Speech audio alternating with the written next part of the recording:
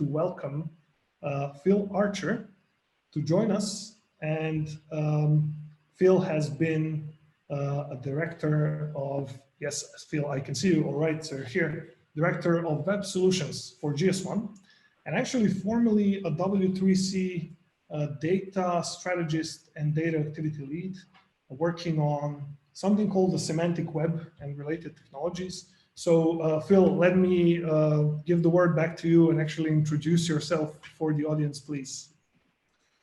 Thank you, Branimir, and thank you, Dominik, for what you were saying before.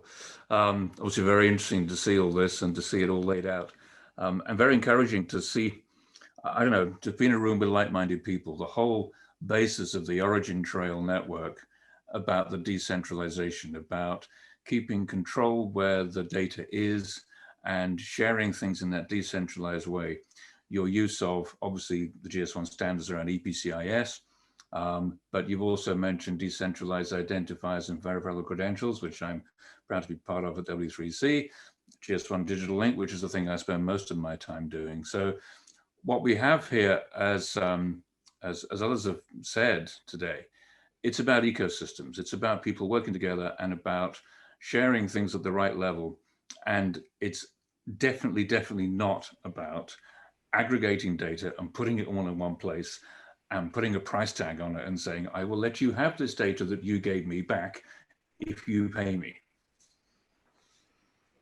Well, thank you, Phil. That's a very good observation. And I must say it's an honor to have both of you on the discussion and to be able to participate in it. Both of you have had a lot of experience in this field. And I was actually interested in touching upon basically three different topics. So today we've discussed the common language, really the common infrastructure, and then how we're moving forward in this particular case of the rail industry in Europe.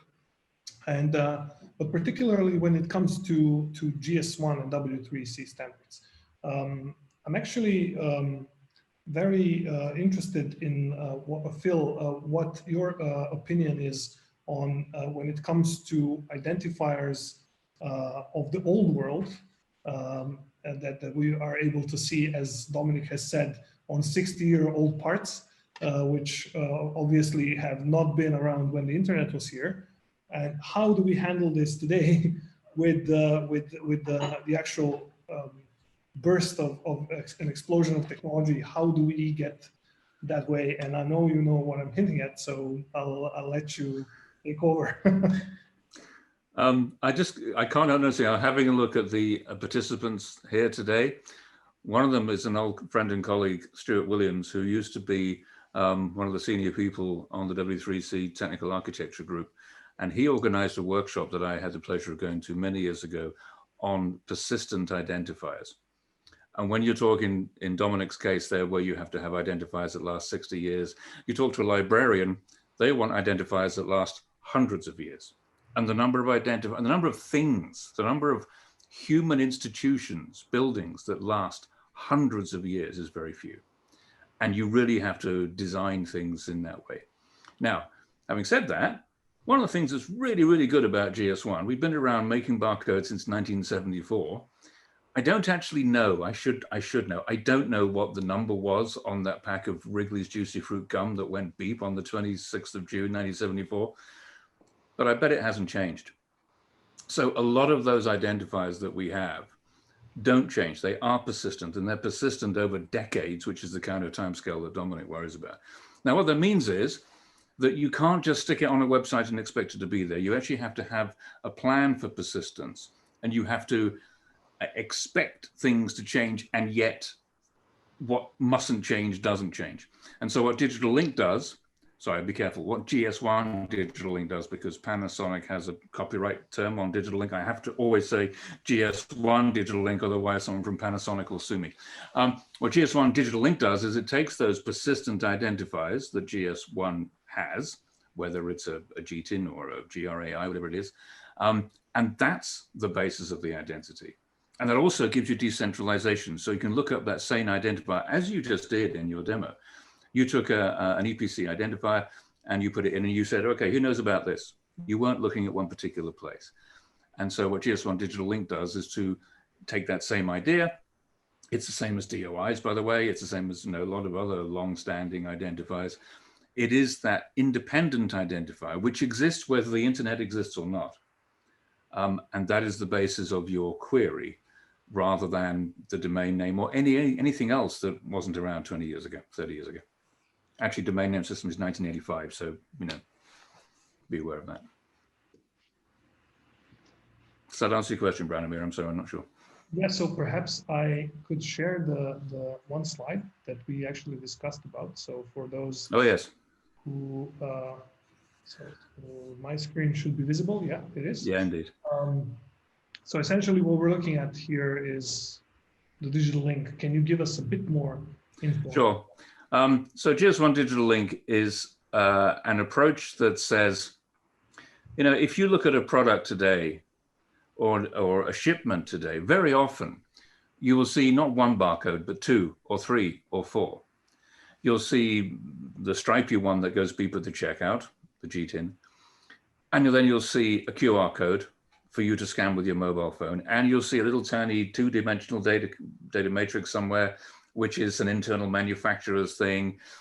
And then they do a promotional campaign, so they put another QR code on. The worst one we've seen, there was one product on the shelf, one single product, and it had seven different QR codes on one pack. This is ridiculous because you don't need it. You know, the web is pretty good at connecting things from one thing to another. So one of the starting points of GS1 Digital Link is, you know what, we can make one barcode intelligent. And if we start from that GS1 identifier, we can use typed links. That is, I want to link to the instruction manual. I want to link to the healthcare information. I want to link to the EPCS repository where I can find this information. I want the traceability, whatever it may be. All that can be done using basic web technology. There's nothing new about this.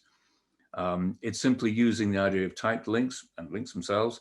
And so we can have one identifier, and that one identifier can do multiple things.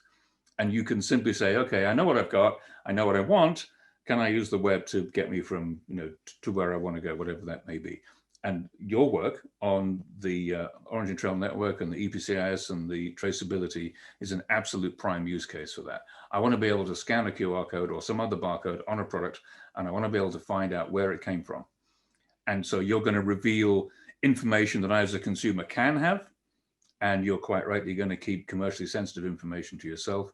And if we can crack that, and I think we're getting very, very, very close to it now, especially with the kind of work we're talking about here that you and Dominik were saying, and the decentralized identifiers and verifiable credentials, we're really getting very close to that now.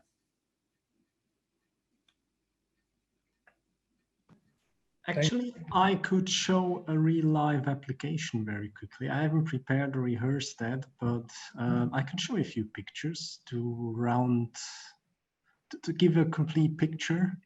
Absolutely. I was about to ask you about your experience with data matrices, so I'm actually very eager to see what you have in mind. Just a second. Again, this is coming from a different presentation, so I'm improvising a bit here. Please forgive. It's about our meeting rooms. So our meeting rooms are equipped with a QR code. In this QR code is a link, and the meeting room has a GII, a Global Individual Asset Identifier. And this is a link which then connects all the different things in relation to that room. Like, for example, there's this sensor which tells me whether the room is occupied or not. So the sensor has a GII, a different one, which is linked to the GII of the room.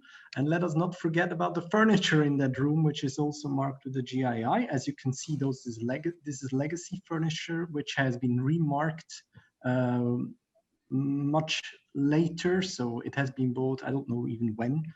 And everything in this room is in an inventory, and the room, the inventory, and the occupation are all accessible via one link. So actually, that's a real life application, which you can see in all our major offices all around Switzerland. So you can actually, you do not need to be part of our company. You just take your mobile phone, a QR reader, you scan the code, you're directly directed to a web page, and on that web page you see this room is not free, the next freest room is there, and what it is equipped with.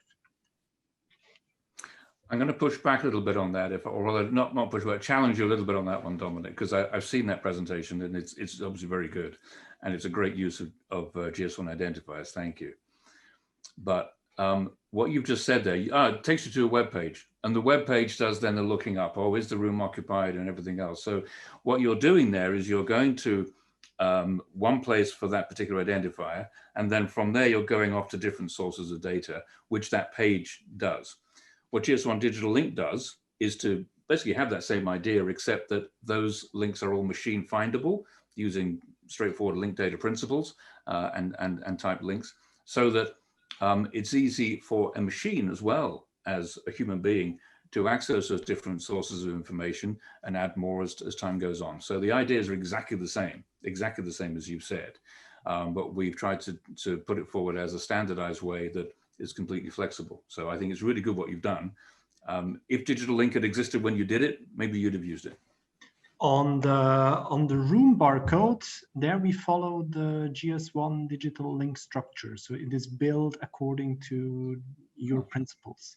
Well, that's very good. I didn't know that. Thank you very much. You learn something every day. How this discussion is evolving, it's amazing to hear that the Digital Link is already in SBB and we didn't even know about it yet. So perfect.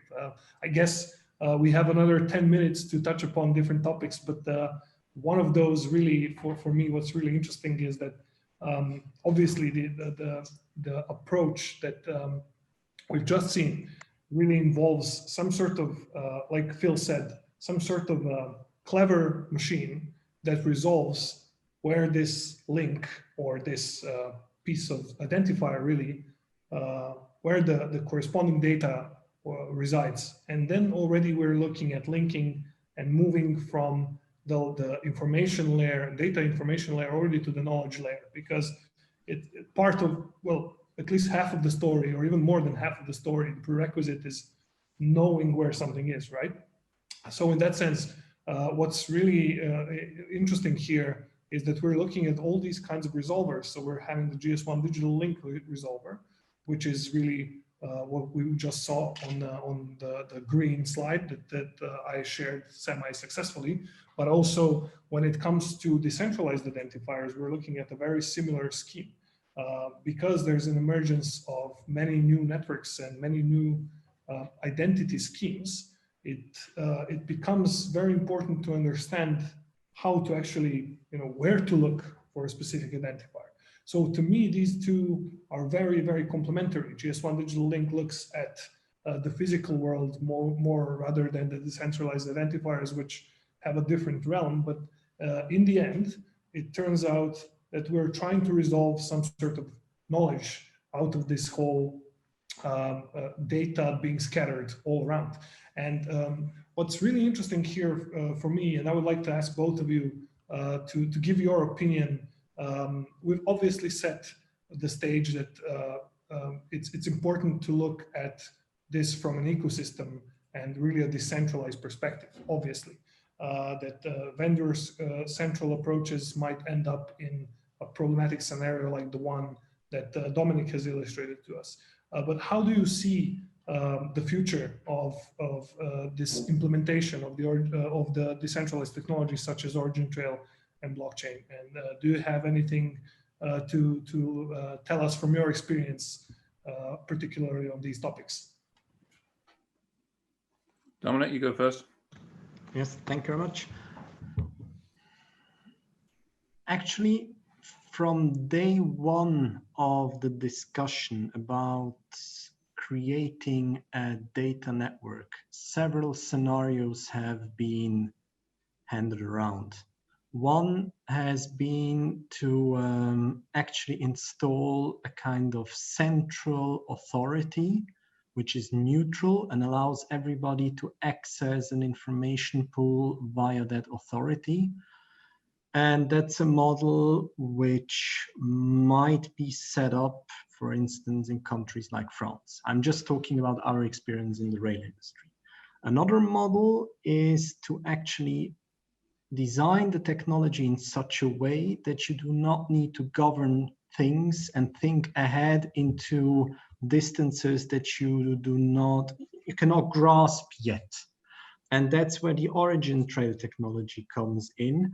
We are flexible. We can actually scale we can actually multiply what we see.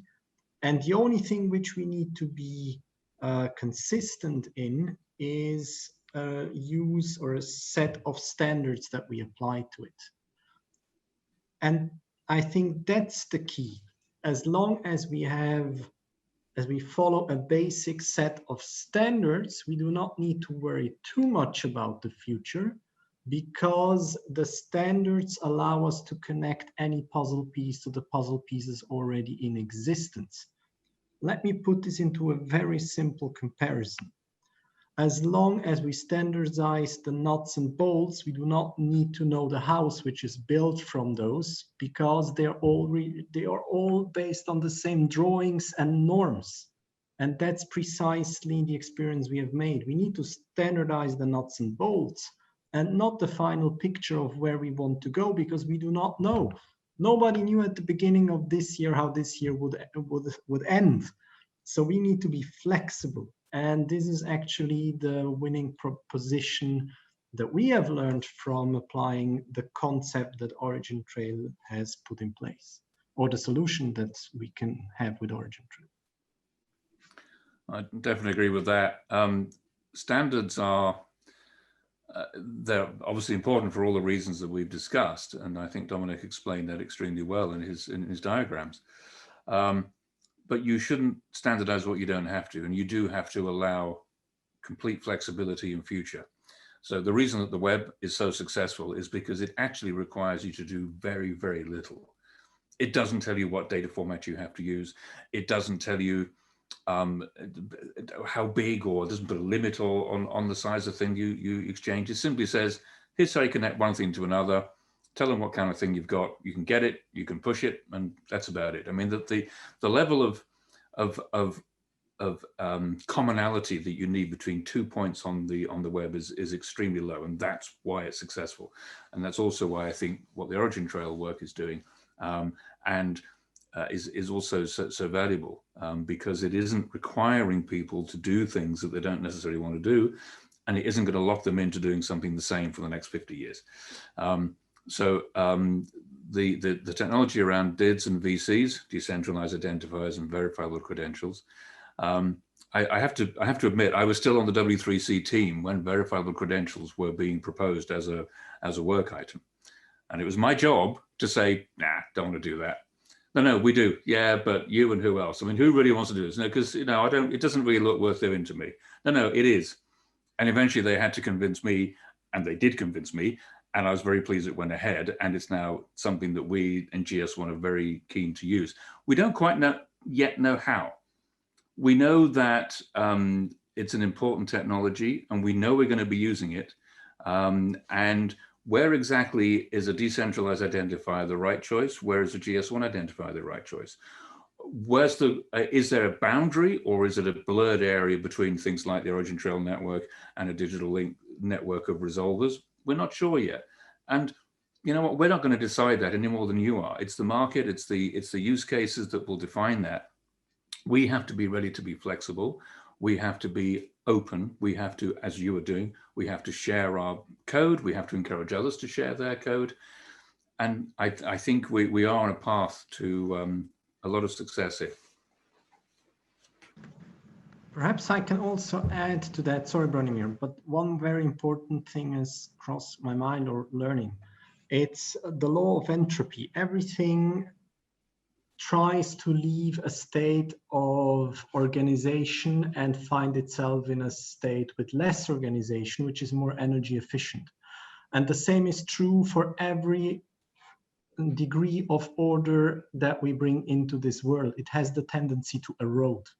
So whatever we do, and that's what we have learned along the way, it has to be as simple as possible and requiring as little energy as possible, because this will facilitate its survival in the long term. The more energy I need to upkeep a certain system of standards, connections, data exchange, webs, the more or the higher the probability that it will collapse one day. And this actually underlines what Phil has just said. Absolutely, I'm loving this discussion, and I would love to have some more of it. We do have 2 minutes left, though, so I would just like to ask you for some final remarks. And I know Phil has one to show us in visual terms. Do I? Since this is a fireside chat, I thought. Yes, here is the fire. Awesome. That's a fireplace, right? Looked like a TV a little bit. No, it's a real, I'm telling you, I'm actually cooking because it isn't that cold, but I wanted to have a fireside. So I set up a fire. I'm actually cooking, but never mind. All right. That was one real fireside chat. Thanks, Phil.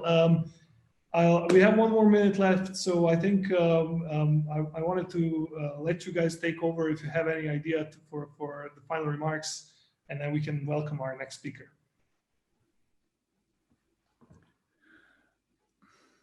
So we can start with, let's say, Phil, because you were just now next to the fire.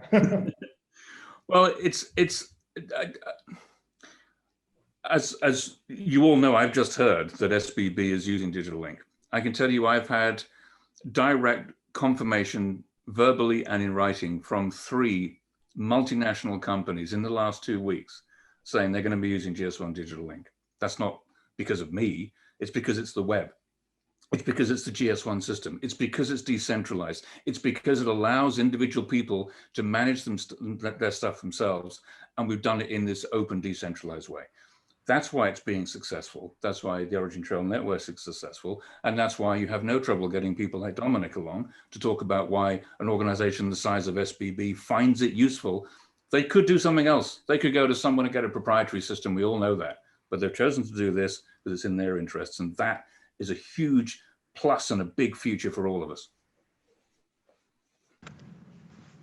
Actually, a completely different thought crosses my mind. The next time you get on board a train, think about our conversation. And if you haven't gotten on board a train lately, try it. Thank you very much for the possibility to be part of this fireside chat, even though I'm not beside the fireplace. Thank you very much, Branimir. Thank you. Thank you, everyone. This was amazing and very, I'm glad we had such a freestyle conversation with demos we didn't even think of. Looking forward to a next one. I would really like to have one more at some point in the future. Anyways, thank you very much once again, and we will be in touch